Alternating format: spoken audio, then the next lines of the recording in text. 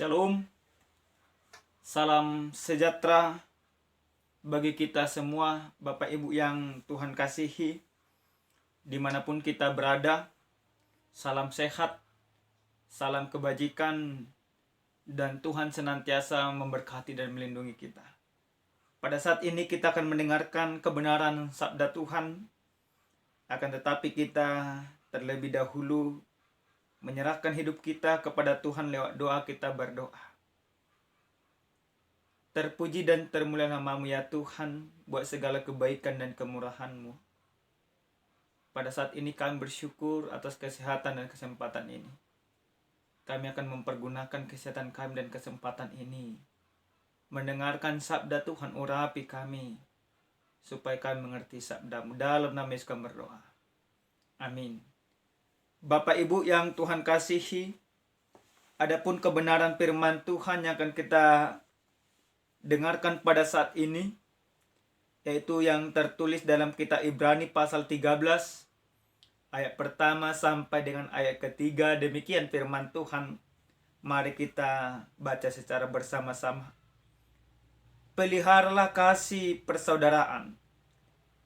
Jangan kamu lupa memberi tumpangan kepada orang, sebab dengan berbuat demikian beberapa orang dengan tidak diketahuinya telah menjadi malaikat-malaikat. Ingatlah akan orang-orang hukuman, karena kamu sendiri juga adalah orang-orang hukuman.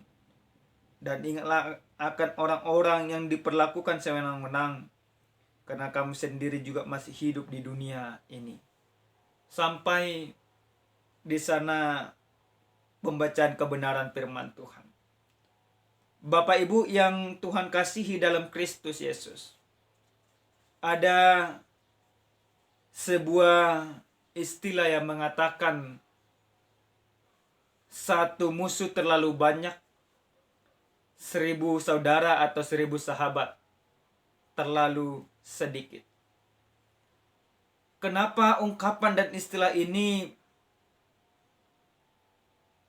terjadi hingga pada saat ini? Memang faktanya kalau kita memang orang-orang yang beriman di dalam kasih Kristus, maka kita tentu akan gusar gulana ketika kita mempunyai musuh. Akan tetapi, ketika kita tidak hidup di dalam kebenaran firman Tuhan, tidak persoalan entah seberapa banyak pun musuh yang ada di sekitar. Kebenaran firman Tuhan yang sampai kepada kita pada saat ini, bagaimana penulis kitab Ibrani memberikan sebuah nasihat, memberikan sebuah arahan, dan memberikan sebuah ajaran yang benar di dalam kehidupan. Ajaran ini tentu diberikan kepada orang-orang yang percaya. Apa yang disampaikan dalam kebenaran firman Tuhan ini, jelas dikatakan peliharalah kasih persaudaraan. Kenapa hal ini sangat penting disampaikan? Kenapa sangat penting memelihara kasih persaudaraan? Penulis Ibrani melihat dan memahami bahwa kehidupan orang-orang percaya pada saat itu sudah dikikis oleh pengaruh-pengaruh zaman. Maka banyak orang-orang yang percaya pada saat itu tidak lagi mau yang namanya memelihara persaudaraan. Mereka senantiasa hidup dalam kemauan sendiri. Mereka senantiasa melakukan hal-hal yang tidak benar. Maka diingatkan kembali, peliharalah kasih persaudaraan. Karena apa? Karena dahulu ketika gereja mula-mula ada di tengah-tengah dunia bersama para rasul-rasul yang pada saat itu, bagaimana kehidupan orang-orang percaya itu sangat luar biasa kekompakannya, sangat luar biasa hidup di dalam kasihnya. Mereka tidak ada yang namanya perbedaan. Mereka senantiasa menjadikan, kalaupun ada perbedaan, menjadikan sebuah perbedaan untuk kekuatan, untuk kebersamaan, untuk saling melengkapi satu sama lain. Tapi seiring berkembangnya zaman, perbedaan sudah menjadi sebuah pemisah. persaudaraan sudah semakin terkikis. Maka diingatkan kembali, peliharalah kasih persaudaraan. Bagaimana kasih persaudaraan yang harus dipelihara? Kasih persaudaraan yang harus dibangun tidak berdasarkan pemikiran, tidak berdasarkan ekonomi, tidak berdasarkan kedudukan. Tapi kasih persaudaraan yang harus dibangun yaitu berdasarkan kasih Kristus yang senantiasa bekerja, yang senantiasa hidup di dalam mereka. Bapak Ibu yang Tuhan kasihi, sekarang ini banyak di tengah-tengah kehidupan kita di dunia ini, orang-orang hanya bersaudara ketika mereka satu level. Ibaratnya para pejabat bersahabat dengan para pejabat. Para orang kaya bersahabat dengan para orang kaya. Para orang miskin seakan-akan semakin terpinggirkan. Akan tetapi kasih persaudaraan yang harus dipelihara bukanlah kasih persaudaraan yang mengedepankan kemanusiaan. Bukanlah kasih persaudaraan yang menempatkan kekayaan. Tetapi kasih persaudaraan yang harus dibangun dan harus dipelihara adalah kasih persaudaraan yang ada di dalam Kristus. Maka ketika kasih persaudaraan yang ada di dalam Kristus yang harus dibangun dan dipelihara, berarti yang dikedepankan bukan kekayaan, tetapi yang dikedepankan bagaimana semuanya bisa saling menerima satu sama lain. Bagaimana semuanya duduk sama rendah, berdiri sama tinggi.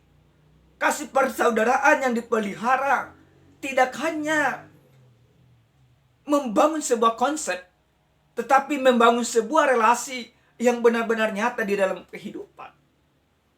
Bapak Ibu yang Tuhan kasih, dalam ayat yang kedua dikatakan, jangan kamu lupa memberi tumpahan kepada orang, sebab dengan berbuat demikian beberapa orang dengan tidak diketahuinya telah menjamu malaikat-malaikat. Hal ini sama seperti yang terjadi di dalam kitab Perjanjian Lama. Bagaimana pada saat itu di dalam kitab Kejadian, bagaimana Abraham dia menjamu 3 orang yang dia tidak sadari bahwa yang dia jamu itu adalah para malaikat-malaikat. Maka dalam ayat yang kedua, ketika kasih persaudaraan dalam ayat yang pertama sudah dapat dipelihara, maka akan dapat diwujud nyatakan dengan mau menjamu dan memberi tumpangan kepada orang. Artinya seperti apa? Ketika kasih Kristus sudah ada di dalam dirimu, ketika kasih Kristus sudah bekerja dalam hati kita, maka kita sudah akan digerakkan untuk bisa peduli kepada orang lain. Menjamu dalam hal ini bukan hanya sebatas memberi tumpangan dan memberi makan, tetapi bagaimana engkau bergerak di dalam kasih Kristus. Engkau mampu memberi tumpangan kepada orang lain yang tanpa engkau kenal. Engkau peduli kepada orang miskin. Engkau menjadi sesama bagi orang termarginalkan. Hal itu bisa kita lakukan di dalam kehidupan ketika kasih Kristus senantiasa hidup di dalam kita. Kita harus memandang bahwa pada diri masing-masing setiap orang ada karya dan wajah Allah di sana. Jadi yang terpenting bukan persoalan engkau mendapatkan yang jamu itu adalah seorang pejabat atau pendeta. Tetapi engkau harus percaya bahwa ketika engkau menjamu orang atau ketika engkau peduli kepada orang, yang kamu sampaikan adalah gambar Kristus yang peduli. Dan yang kamu lakukan adalah ketika menjamu, bahwa di dalam dia juga, di dalam orang lain juga ada gambar dan wajah Kristus. Bapak Ibu yang Tuhan kasihi, dalam ayat yang ketiga dikatakan, ingatlah akan orang-orang hukuman, karena kamu sendiri juga adalah orang-orang hukuman. Dan ingatlah akan orang-orang yang diperlakukan sewenang-wenang, karena kamu sendiri juga masih hidup di dunia ini. Dalam hal yang ketiga, dalam ayat ketiga ini diingatkan akan orang-orang hukuman. Kenapa hal ini diingatkan? Supaya jangan sampai kita menjadi penghukum bagi sesama. Supaya kita jangan sampai menjadi batu sandungan kepada sesama. supaya kita jangan sampai menjolimi orang-orang lain. Karena apa? Karena kita pada hakikatnya, kalau bukan karena kasih yang diberikan oleh Kristus, maka kita juga pantas untuk dihukum. Maka diingatkan kepada kita, ingatlah akan orang-orang hukuman, karena kamu sendiri juga adalah orang-orang hukuman. Artinya apa? Artinya kita jangan menghakimi, jangan kita menghukum. Artinya kita apa? Artinya kita harus senantiasa mempedulikan orang lain. Bapak Ibu yang dikasih oleh Tuhan kita Yesus Kristus, adapun tema kita dikatakan hidup rukun dengan sesama. Bagaimana kita supaya kita bisa hidup rukun dengan sesama kita? Yang pertama sekali, supaya kita mampu mewujud nyatakan mampu hidup rukun dengan sesama kita, pertama sekali kita harus mampu memelihara persaudaraan. Bapak Ibu, banyak sekarang ini kita lihat di dalam kehidupan kita, di dalam dunia ini, yang bertetangga pun tidak saling bercakapan, tidak ada kerukunan. Bahkan orang-orang Kristen di dalam gereja pun sering sekali demikian. Dia bergereja, tetapi dia tidak bisa hidup rukun dengan sesama orang-orang di gereja itu. Ibaratnya penatua dengan pendeta, pendeta dengan penatua, penatua dengan jemaat, jemaat dengan pendeta. Kenapa hal ini sering sekali terjadi di tengah-tengah kehidupan orang Kristen?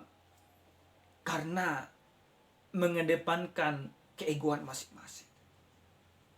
Maka hal yang pertama supaya kita mampu hidup rukun dengan sesama, yang harus kita kedepankan adalah bagaimana kita memelihara persaudaraan.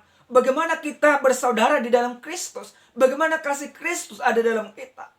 Seperti jemaat Philadelphia. Kasih yang dikedepankan adalah kasih yang benar-benar hidup di dalam anugerah Kristus.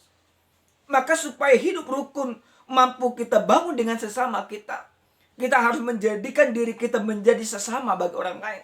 Kita harus menjadikan diri kita menjadi saudara bagi orang lain. Tidak hanya menjadi saudara bagi orang-orang yang hanya seidi dengan kita. Tidak hanya menjadi sesama bagi orang-orang yang satu golongan dengan kita. Tetapi bagaimana kita mampu hidup rukun dengan sesama, dengan semua orang. Yaitu satu-satunya cara, salah satunya, yaitu bagaimana kita mampu memelihara persaudaraan di dalam Kristus. Artinya apa? Artinya kasih Kristus yang senantiasa menggerakkan kita. Yang kedua, Bapak Ibu yang Tuhan kasih, bagaimana kita supaya mampu hidup rukun dengan sesama. Yang kedua, kita harus membangun kepedulian. Bapak Ibu, sekarang ini kalau kita melihat kehidupan di dunia ini, kehidupan di lingkungan kita dan kehidupan di negara ini, kepedulian itu sudah menjadi barang langka. Kenapa kami katakan demikian? Banyak orang lagi, pendeta tidak peduli kepada jemaat, dan jemaat juga tidak peduli kepada pendeta. Orang tua tidak peduli kepada anak, anak tidak peduli kepada orang tua. Saudara laki-laki tidak peduli kepada saudara perempuan, saudara perempuan juga tidak peduli kepada saudara laki-laki. Kenapa hal itu bisa terjadi? Ketika kasih Kristus tidak ada di dalam mereka. Maka jangan pernah kita bermimpi kita mampu membangun kerukunan dengan sesama kalau tanpa ada kepedulian. Maka supaya kita mampu membangun hidup rukun dengan sesama, yang paling utama adalah mari kita peduli. Peduli kepada orang lain, peduli kepada orang tua, peduli kepada anak, peduli kepada pendeta, peduli kepada jemaat. Kepedulian yang kita bangun bukan didasarkan pemikiran kita, tetapi kita peduli kepada sesama dikarenakan karena Kristus sudah peduli ke dalam kehidupan kita. Bagaimana Kristus datang ke dunia ini, dia menjadi korban akibat dosa kita. Ini menunjukkan bagaimana solidaritas atau kepedulian Allah yang senantiasa nyata ke dalam kehidupan kita. Maka kita juga selaku orang yang percaya kepada Yesus Kristus, kita diajarkan supaya kita bisa hidup rukun dengan sesama. Maka bangunlah sebuah kepedulian kepada orang lain. Dengan demikian Bapak Ibu yang Tuhan kasihi, kerukunan itu menjadi bagian kita. Maka panggilan kita sebagai orang beriman tidak lagi mencari di mana itu kerukunan, tetapi kita menciptakan kerukunan di dalam kehidupan. Tidak lagi kita mencari di mana saudara yang baik, tetapi mari kita menjadikan diri kita menjadi saudara yang baik kepada sesama kita. Bapak Ibu yang Tuhan kasihi, kalau kita ditanya bagaimana kita dengan sesama kita, apakah kita sudah menjadi sesama bagi orang lain? Atau kita sudah mau menjadikan orang lain bagi sesama dengan kita? Atau jangan-jangan semuanya itu dibatasi oleh pangkat kita, jabatan kita, uang kita, materi kita, kehormatan kita, keegoisan kita.